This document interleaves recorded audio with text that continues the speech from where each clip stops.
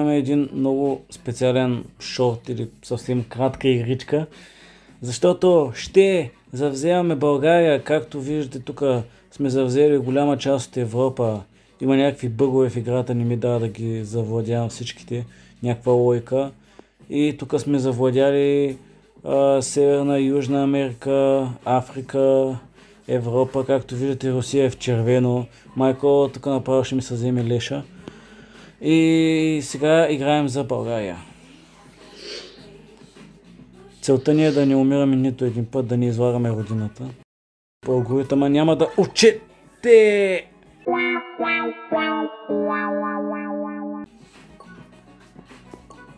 Затова трябва да сме много предпазливи.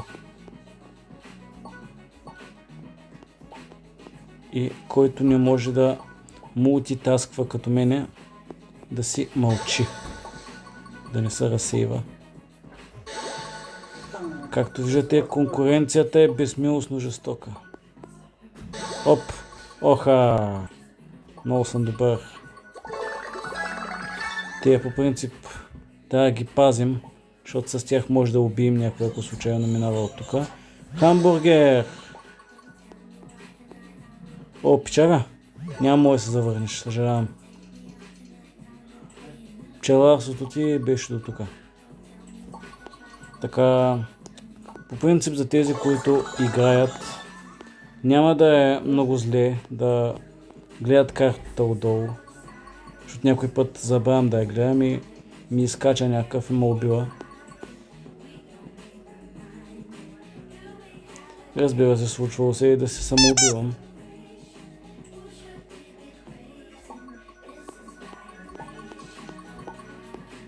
Всъщност тази дума май е малко забранена, защото YouTube алгоритъма няма да учете. Сложа на пауза, защото не ми се излъчват реклами. Но сега ще отваряме тук съндъци и ще направим втори опит.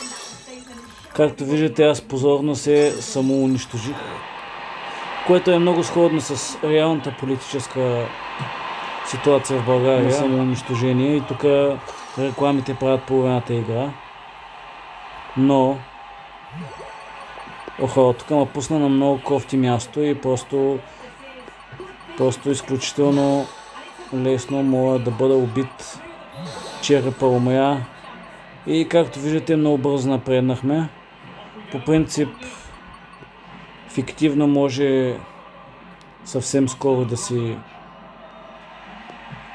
вземем 100%, но моята цел е да завладея цяла България. И тук трябва да внимаваме много, понеже когато има, ето виждате, много свободна територия, която не е маркирана от никой, много често се появяват хора от нищото и ако предприемем смелия ход да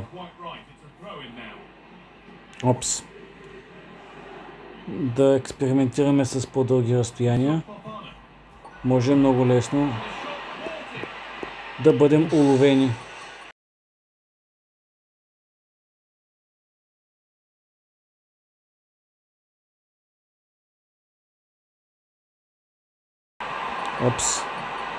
Тук имаме един конкурент, който предвидливо ще оставим да се развива.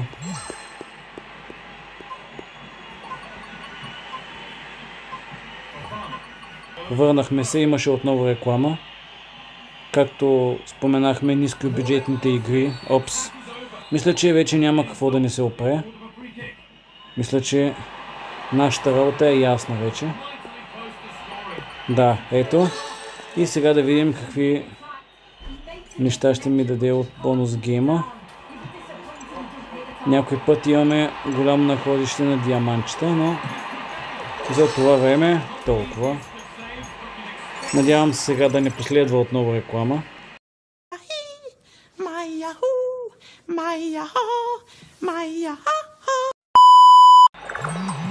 И ето. Добре, от този път успяхме. Ето виждате нашия флаг. Гордо се вее. И общо взето може сега да видим, че ето вече и България е част от нашата територия.